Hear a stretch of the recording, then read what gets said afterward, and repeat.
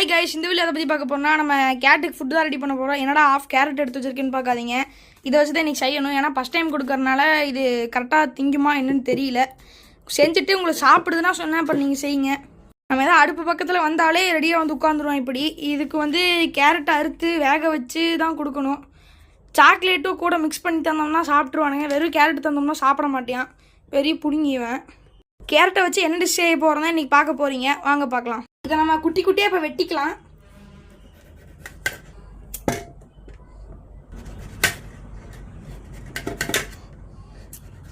குட்டி குட்டியாக வெட்டி எடுத்துக்கோங்க. அப்போ தான் வேக வைக்கும் போது கரெக்டாக வேக வைக்க முடியும்.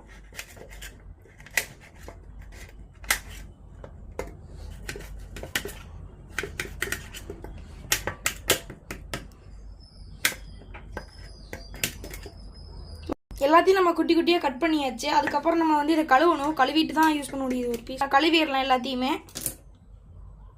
ஒரு கப்பில் வாட்டர் எடுத்துக்கலாம். அந்த வாட்டரில் எல்லா கேரட்டையும் போட்டோம்னாலே இது கழுவிடலாம். நம்ம கேரட்டு தண்ணியெல்லாம் வடிச்சாச்சு. உன்னை நம்ம அடுப்பு பற்ற வச்சுக்கலாம்.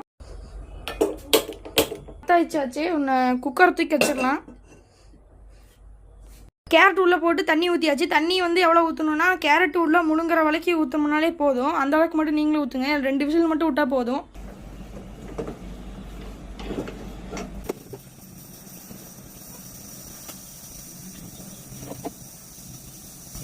ரெண்டு விசில் விட்டா போதும்.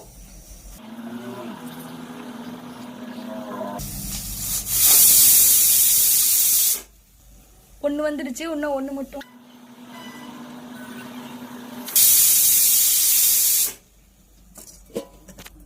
ரெண்டு வந்துடுச்சு. அதனால நம்ம இறக்கிடலாம் கீழே.